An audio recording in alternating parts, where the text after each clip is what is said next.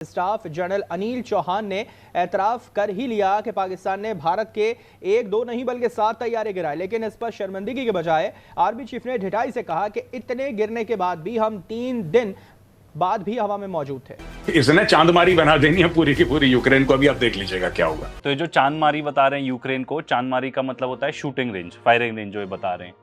इन लोग का कोई ईमान नहीं है भाई, कोई थ्योरी नहीं है, इनके दिमाग में जो आता है ये लोग बक देते हैं। इतनी प्रेडिक्शंस करता है ना, आई डाउट उसमें से कितनी सच आती होंगी। देखो प्रोबेबिलिटी गेम तो है ही है, 50-50 चांस, ठीक है ना, कि कुछ भी बोलो 50% चांसेस हैं कि वो हो जाएंगे। पर क्या बोलो यार, ये लोग इतनी बकवास करते हैं, इतना झूठ बोलते हैं कि, और ये क्या वीएफएक्स इतने सारे, हाँ जानी दुश्मन स्टाइल, थोड़ी बाहुबली टाइप भी कुछ वीएफएक्स लगाते तो कुछ मजा आता।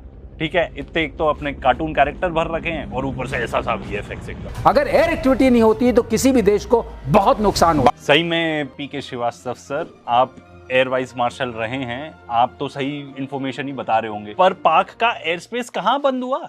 शुरू में इंडिया ने सिर्फ टेरर कैंप्स को हिट किया जो 9 थे। तो बीवीआर पहले क्लैरिफाई कर दें, ये बात कर रहे हैं बियॉन्ड विजुअल रेंज।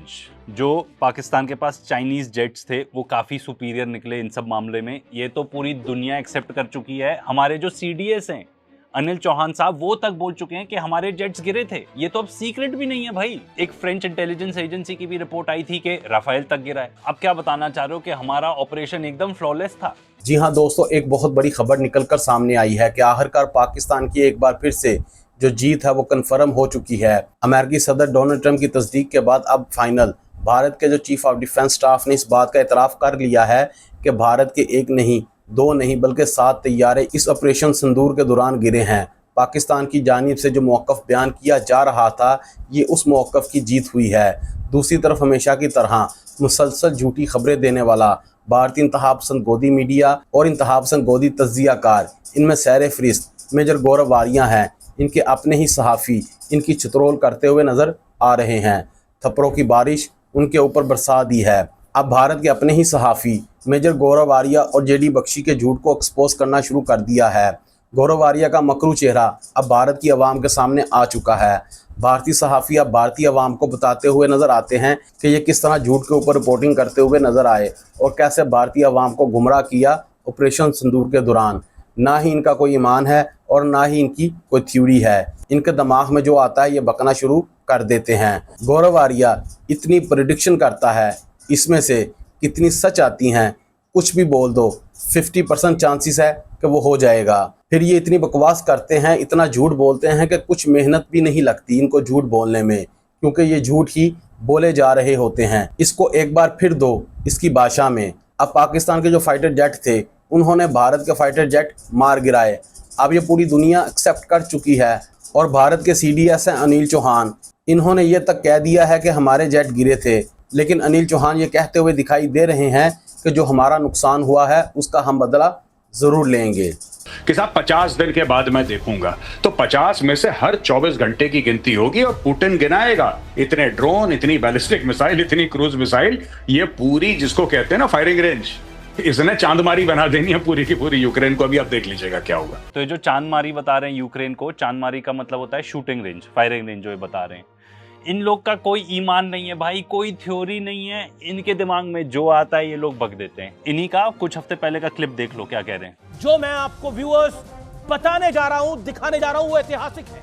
रशिया का बैंड बजा हुआ है, बहुत बुरी तरीके से यूक्रेन के साथ फंसा है। रशिया को 3 साल पहले ऐसा लग रहा था, और सही बात है, उस समय हम सबको यही लग रहा था कि रूस आएगा, अंदर वॉक करेगा, 4 थप्पड़ मारेगा और यूक्रेन को टेक ओवर कर लेगा।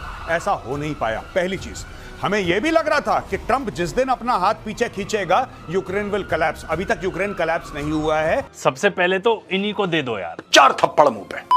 ये आदमी इतनी प्रेडिक्शंस करता है ना, आई डाउट उसमें से कितनी सच आती होंगी। देखो प्रोबेबिलिटी गेम तो है ही है, 50-50 चांस, ठीक है ना, कि कुछ भी बोलो 50% चांसेस हैं कि वो हो जाएंगे। पर क्या बोलो यार, ये लोग इतनी बकवास करते हैं, इतना झूठ बोलते हैं कि कुछ मेहनत भी नहीं लगती इनको डीबंक करने के लिए, क्योंकि ये परपेचुअली ऑल द टाइम झूठी बोले जा रहे हैं। जो दिमाग में आता है वो बक देते हैं। एंड इससे तो प्रूव ही हो गया ना। ये एक बार और दो यार इस आदमी को इसी की भाषा में 4 थप्पड़ मुंह पे। ये जो वेपन्स हैं काफी, उसमें सप्लायर जर्मनी भी है। पहली चीज तो ये, तो जब पिटेगा तो जर्मनी भी पिटेगा, ये बात जर्मनी जानता है। पोलैंड है जद में, पोलैंड भी पिटेगा। ये जितने भी लोग हैं, जिस दिन रायता फैला, जिस दिन हॉरिजॉन्टल एस्केलेशन हुआ, देखिए न्यूक्लियर की बात छोड़ दीजिए, जिस दिन क्या बोला तूने? देखो न्यूक्लियर की तो कहीं बात भी नहीं हो रही है, और जो आप बात कर रहे हो हॉरिजॉन्टल एस्केलेशन की, ये क्या बात कर रहे हो? क्या रशिया ने ऐसा कभी भी कहा है कि वो जाके पूरे यूरोप को इन्वेड करेंगे? बिल्कुल भी नहीं। अभी रशिया यूक्रेन वॉर के बीच में जो चल भी रहा है, उसमें कहाँ किस चीज से आपको ऐसा लगा कि वो जाके, उनके पास इतना इक्विपमेंट है, इतने वेपन्स हैं कि जाके पूरा हेड ऑन एकदम वॉर करना चालू कर देंगे नेटो के साथ? कुछ भी ऐसा नहीं है टू सपोर्ट योर क्लेम। और आपको ये भी बता दें, रशिया ने इतना कहा है कि भाई जो आप इक्विपमेंट सप्लाई करो यूक्रेन को ताकि वो अटैक कर सकें डीप इनसाइड रशियन टेरिटरी, तो क्यों ना हमारे पास पूरा लीगल राइट बनता है कि हम वो जो वेपन मैन्युफैक्चरिंग फैसिलिटीज हैं, भले ही वो जर्मनी में हो, पोलैंड में हो, जहां भी हो, हम उसको टारगेट कर सकें।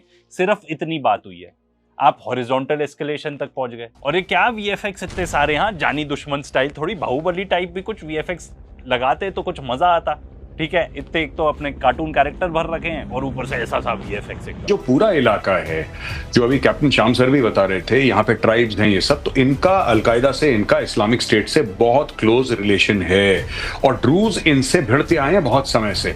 इनकी बड़ी अच्छी एक रिलेशनशिप है इजराइल के साथ। तो यहाँ पे बात हो रही है सीरिया की, और ये बात कर रहे हैं आइसिस की। भाई सबसे पहला तो मेरा सवाल आपसे है कि आइसिस अगर मान लो पूरे जिहादीज हैं, ऑल आउट टेररिस्ट हैं, ठीक है, जो यहूदियों को डिसलाइक करते हैं, उनको हेट करते हैं, तो कभी भी आइसिस ने इजराइल को क्यों नहीं इन्वेड किया? है ना, कुछ सोचने वाली बात है कि नहीं? लॉजिक नाम की कोई चीज होती है? असलियत तो ये है कि ये जो अपने आप को अल शर्रा कहता है, al Jolani, they are basically hand in glove with the Americans and Israelis. इनको बिठाया ही गद्दी में अमेरिकन्स और इजरायलीज ने। पर ऑफ कोर्स गौरव आर्या जैसे लोगों को, आपको तो नॉलेज ज्यादा है नहीं, पर आपकी नॉलेज के लिए कि वॉक्स का आर्टिकल पढ़ लेना, ये क्लियरली बताता है कि आईसिस कैसे बना था एंड किसने उसको फंड किया था। 23 जुलाई तक पाकिस्तान का एयर स्पेस बंद। पाकिस्तान ने बॉर्डर पर भी सुरक्षा कड़ी कर दी। पहलगाम हमले के बाद अमेरिका ने टीआरएफ पर कड़े प्रतिबंध लगा दिए हैं। 23 जुलाई तक नो टाइम जारी कर दिया। इसका मतलब कि कोई एयर एक्टिविटी नहीं होगी।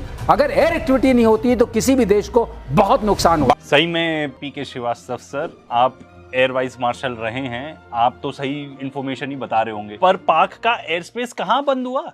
ये फ्लाइट रेडार पे तो हम देख रहे थे, अभी तक फ्लाइट्स ऑपरेट कर रही हैं, कल भी कर रही थी, परसों भी कर रही थी। कहीं आप इस न्यूज के बारे में तो बात नहीं कर रहे थे जहां ये बताया जा रहा है कि पाक एयर स्पेस, जो पाकिस्तानी एयर स्पेस है, वो इंडियन एयरलाइंस के लिए बंद है।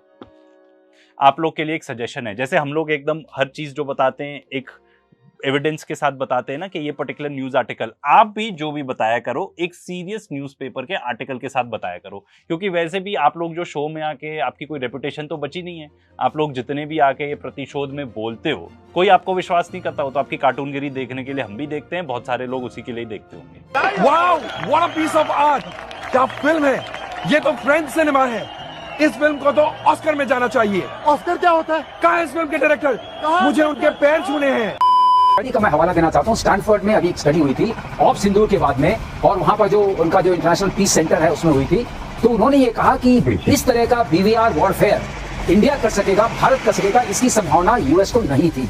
इसीलिए ये मीडिएशन इस तरह का करना पड़ा, जिस तरह के सटीक अटैक हुए हैं, जिस तरीके से उनके एयर स्पेस डैमेज हो गए। और उन्होंने ये भी कहा कि शुरू में इंडिया ने सिर्फ टेरर कैंप्स को हिट किया जो 9 थे। तो बीवीआर पहले क्लैरिफाई कर दें, ये बात कर रहे हैं बियॉन्ड विजुअल रेंज। जो पाकिस्तान के पास चाइनीज जेट्स थे वो काफी सुपीरियर निकले इन सब मामले में। ये तो पूरी दुनिया एक्सेप्ट कर चुकी है। हमारे जो सीडीएस हैं, अनिल चौहान साहब, वो तक बोल चुके हैं कि हमारे जेट्स गिरे थे। ये तो अब सीक्रेट भी नहीं है भाई। एक फ्रेंच इंटेलिजेंस एजेंसी की भी रिपोर्ट आई थी कि राफेल तक गिरा है। अब क्या बताना चाह रहे हो कि हमारा ऑपरेशन एकदम फ्लॉलेस था?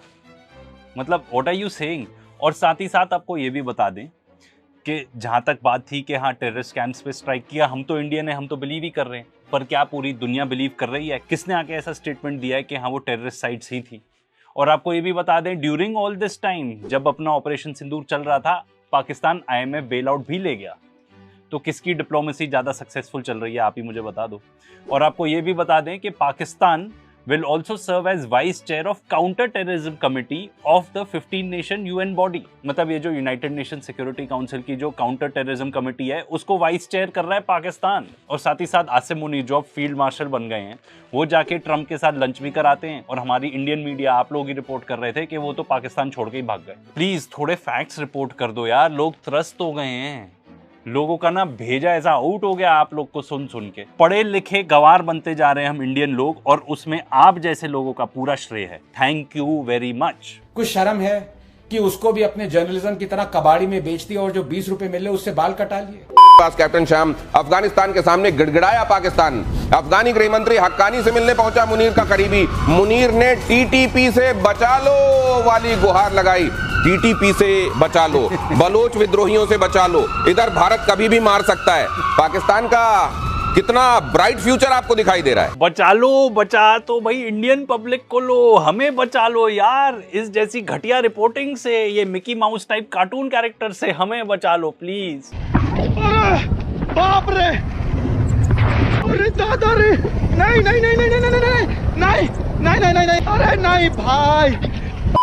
और ये जो हमारी इंडियन मीडिया का ऑब्सेशन है, जिसको न्यूज तो दिखानी आती नहीं है, पाकिस्तान के इन ऑब्सेशन से हमें बचा लो, मतलब हमें बचा लो यार। मतलब ये हम कोई कार्टूनगिरी देखने तो आते नहीं है ना, न्यूज देखने आते हैं। और आपको ये भी बता दें कि भाई एक्चुअल न्यूज क्या थी, ये जाके बोल रहे हैं बचा लो। तो असली न्यूज ये है कि पाकिस्तान और अफगानिस्तान उन्होंने मीटिंग की थी to step up counter terror measures. अब इनको पाकिस्तान की तो जरूरत होती है ताकि लोग इनका शो देख सकें, क्योंकि और तो कुछ दिखाने का इनमें भेजा है नहीं। अब आप जो बता रहे हो कि गिड़गिड़ा रहे थे ये वो बचा लो, ये कहाँ लिखा है हमें बताइए। और अगर नहीं होते ना फैक्ट्स तो बताया भी मत करो ऐसे। खमेनी के वरिष्ठ सलाहकार ने पुतिन से की मुलाकात। दोनों के बीच परमाणु कार्यक्रम को लेकर चर्चा हुई। आपको मालूम है रशिया ने पहले तो ये कह दिया था कि अगर परमाणु हथियार चाहिए तो रशिया देने पर विचार कर सकता है। इधर आप जानते हैं खमेनी ने इस बार कमर कस ली है कि अब तो परमाणु हथियार बनकर ही रहेगा। ओहो, कहां से चालू करो इनके झूठ पकड़ना। चलो यहां से चालू करते हैं।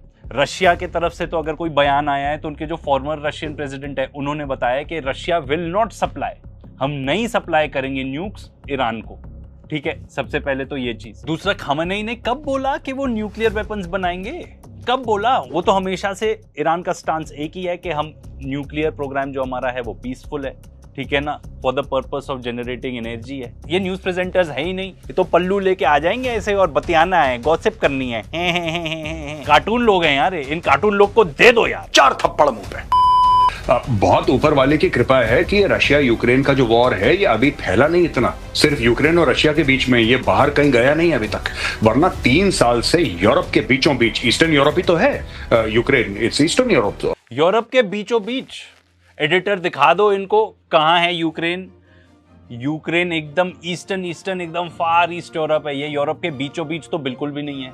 फिगर ऑफ स्पीच आपको लगता है, बोल दो यार, ठीक है, क्या जाता है। वैसे ही आप इतने झूठ बोलते हो, ये उनमें से तो थोड़ा कम ही है वैसे भी। ये तो फैक्ट है। इजराइल पर अटैक किया तो घातक नतीजे, कहा अपनी सेना भेजेंगे इस बार। ट्रंप ने कहा बूट्स ऑन द ग्राउंड होंगे।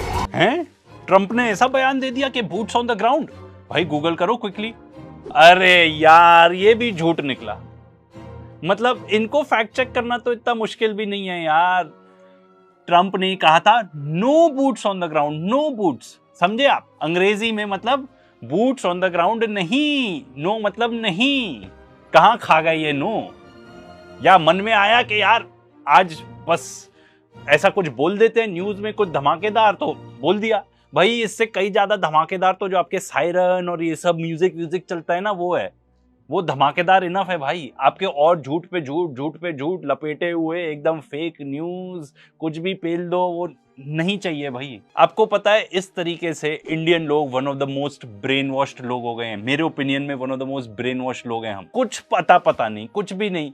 आदमी बेचारा कहे कि मैं तो पूरा 1 घंटा न्यूज देखता हूँ रात में, मुझे तो काफी कुछ पता है दुनिया का, प्रतिशोध देखता हूं मैं, प्रतिशोध। क्या घंटा पूरा ही उल्टा, सब कुछ उल्टा, और गंवार बना दो पूरे देश को तुम लोग। And the result is a generation of morons.